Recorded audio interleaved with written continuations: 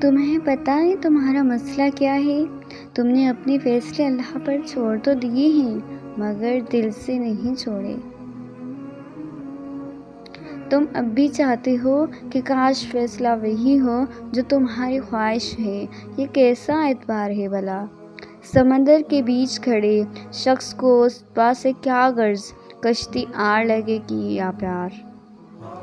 اسے تو بس یہ یقین ہونا چاہیے میں ڈوب بھی گیا تو یہ میرے لیے آر یا پار جانے سے بہتر ہوگا۔ یہی تو اعتبار کا امتحان ہے۔ اللہ جتنی محبت اپنے بندے سے کرتا ہے وہ آپ کے گمان سے بھی آگے ہے۔